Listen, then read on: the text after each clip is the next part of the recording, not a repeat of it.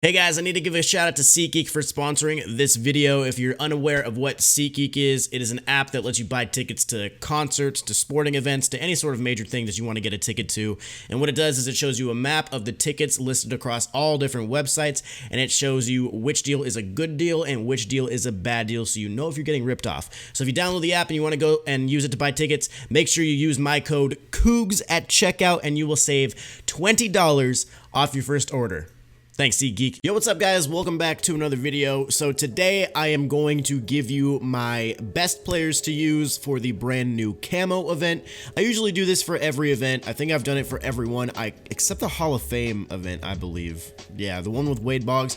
I didn't do a video for that event, but I'm gonna continue this trend, hopefully for the rest of the year on every event. So here is the Camo event. If you guys haven't played it yet, these are the rules. You can only have gold, silver, and bronze players. No diamonds, no commons. Gold, silver, bronze. Your max team overall can be a 70, and then there are 3 inning games. So that's the team build you have to go with, and of course, if you get to 35 cumulative wins, you will get this 96 overall Eric Gagne, who's actually a pretty good card, so don't sleep on that Gagne. So I'll give you guys the players that I'm kind of eyeing and the players that I'm working on and I'm using and stuff. And one of the things that I noticed yesterday during the stream, if you guys were watching my stream, you probably saw this.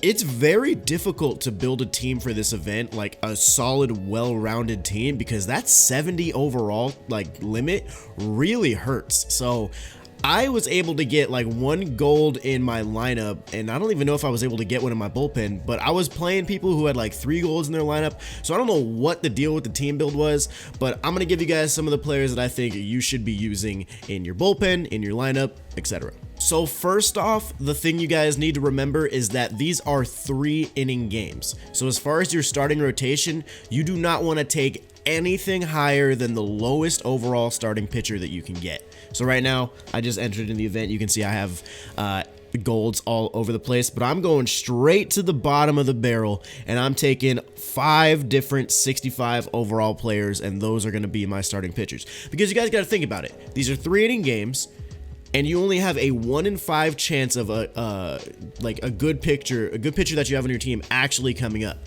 So let's say you do 5 silver pitchers, okay? You only have a 20% chance of one of those 5 silvers actually being used in the game. If you load it up with bad players or 65 overall bronzes or whatever, that does not hurt your overall. That brings your overall down, and then you can go in your bullpen and you can put better pitchers in there. And I'd rather have a 100% chance of using a silver out of my bullpen than a 20% chance of using a silver out of my starting rotation. Not to mention they're only 3 inning games, so you're only going to leave your starting pitcher in for 1 batter anyway. So 100% unload your starting pitchers with 65 overall bronzes. All right, so as far as actual players now, we're going to start off with the bullpen. Josh Hader, always a great pick for every single event. 102, 104 per 9s, plus 8 on the day, so he's actually at 110, 112 for his per 9s. 4-seam changeup, slider, 2-seam. He's actually got a pretty good delivery, so Josh Hader is always a good guy to get in your bullpen. Good left-handed arm, is going to be really good against left-handed batters. He's going to be pretty filthy, so I definitely recommend Josh Hader if you can find room for him and if you can fit him within the overall limit. Will Harris from the Astros isn't a bad pick either. He's a silver, he's only a 78, so he's not going to be a gold, but he's got a cutter, a curveball, and a 4-seam.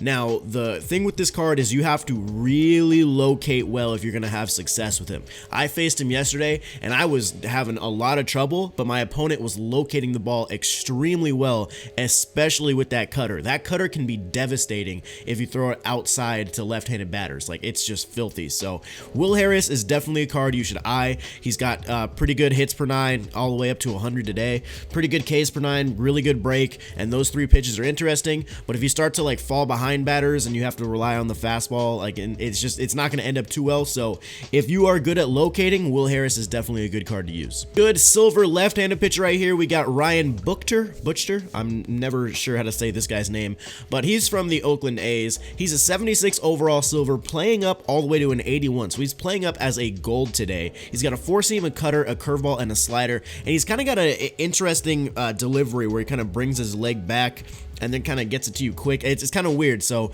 he might be able to fool some batters, but he's got 100 hits per 9 and 84 Ks per 9, which is plus 12 on the day due to his inside edge, and he's got 97 break. So this guy is going to be very good on the left-hand part of the rubber, and he's going to be very good against lefties, and if you can spot fastballs and breaking pitches inside to righties, you're going to have a lot of success with this guy. So definitely recommend Ryan Buchter, yeah, he's a good pitcher to have, good lefty. Another lefty that I see a lot of players using in the event is Jake Diekman. He's got great per 9s. He's playing up to a 76 overall silver today, and he's only a bronze, so he's not going to bring your overall down that much. But he's got sinker, slider, two-seam, changeup. So he doesn't have that straight four-seam, but he's got a lot of pitches that once again, if you can locate well, you're going to have a lot of success with this guy if you're good. But 99 velo with that 93 wow. 99 velo with that 93 break. Mix that sinker and that slider and that changeup in extremely well. You might be able to get away with the two-seam every now and then, but I definitely would focus on the sinker, slider, changeup. He could be really good, especially against lefties. He can be, the movement of the sinker going down and into lefties can really be a struggle to hit against. So would recommend Jake Diekman as well. And I know I'm talking about pretty much exclusively lefties, it feels like right now, but there's so many good budget lefties you can use, and Boone Logan is another one. He's a 71 overall bronze, so he's the lowest overall that I've talked about, but there's something like glitched with his card. He's always playing up on inside edge. He's all the way up to a 78, and I can't remember the last time I haven't seen him at a 78. So plus 15 to his Ks per 9 and his hits per 9. His Ks per 9 are already pretty good. 97 break as well. Slider, four seam, two seam changeup. Good pitch selection. Good delivery. Good per 9s. Definitely like Boone Logan in the pen, and he's a great budget guy who won't bring your overall down, or won't bring your overall up at all, pretty much. Of course, if you can find a spot to put Roberto Osuna in your pen without damaging your overall too much, it's going to be kind of difficult because he is an 84, he's a borderline diamond, he's the highest overall you can get in this event, but he's going to be so good. Those 5 pitches in his arsenal are always just deadly, especially that changeup slurve combination. That 99 break is super good. The per 9s are really good as well. Yeah, he's just got so much. He's got so many different weapons, but once again, his overall is pretty high, but if you can find a way to get this guy in your bullpen without sacrificing too much somewhere else, I definitely would recommend it. And this will be the last bullpen guy I'll talk about right here, but the 77 silver Trevor Hoffman is a beast. He's one of the better relievers you can pick up for a budget guy. He's got a four-seam, a circle change, a slider, and a curveball. And the circle change, dude, is insane. Look at the break to velo difference. 90 break with 28 velocity. Dude, 90 break with that circle change, like the four seam is not going to be very fast. It's going to top off at 85, as you can see. So you don't really want to mess with the fastball too much. But that circle change, slider, curveball combination with that 90 break and the great hits and Ks per 9, you're going to have a lot of success. Trevor Hoffman is definitely a great card to use, definitely a good budget guy. And no, I'm not going to talk about Phil Niekro. Okay? We all know Phil Niekro. Moving on. All right, as far as catcher, there's a couple different guys you can go with.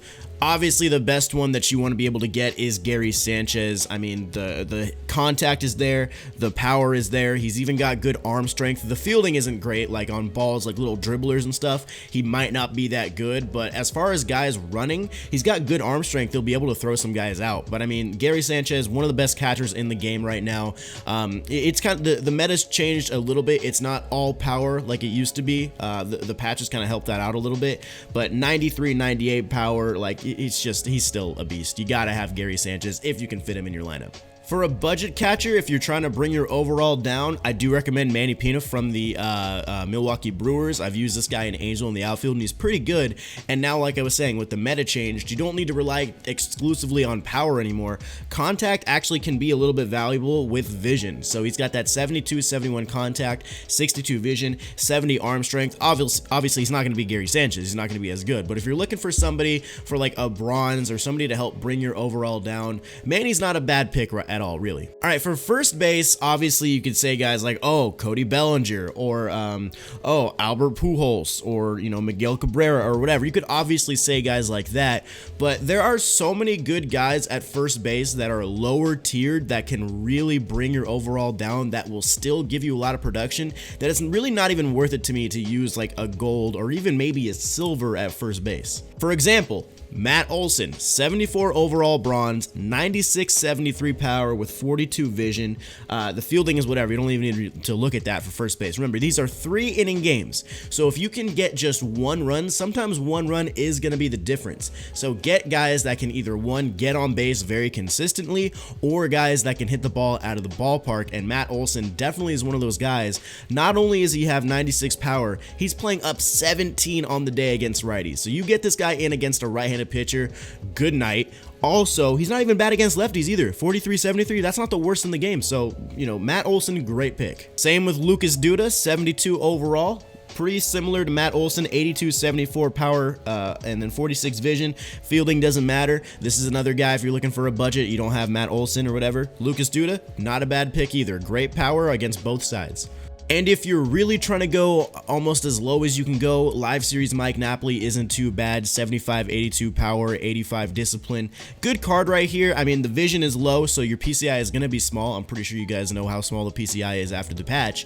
But yeah, Mike Napoli, good card to have if you're trying to bring your overall down without losing that much production. First base is very, very deep. You can go a lot of different ways with it. All right, for second base, obviously one of the guys we've talked about all year, Ryan Schimpf. He's not as good as he used to be. One, because he got nerfed, and two, because of the new patch. His PCI with that 22 vision is extremely small. So he's still a good card to use. I've still seen him being used. Remember, like I was saying, one run could be all you need. So if you're able to square up one good pitch with Ryan Schimpf and you're able to shut the guy down for 3 innings, that's all you need. So, I mean, Ryan Schimpf is still a very viable option for second base. If you're looking for not a bad, like, card that can do different things for you at second base, that isn't just all hitting, that actually has a little bit of defense and, you know, maybe a little bit of speed, Howie Kendrick. The program reward, Howie Kendrick, not too bad, dude.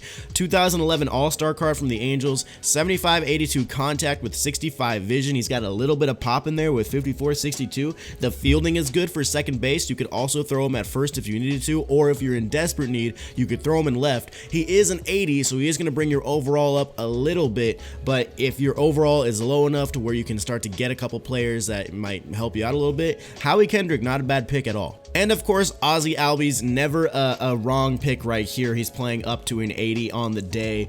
The contact versus lefties is great. The fielding is great. 81 speed is great. He can play both middle infield positions.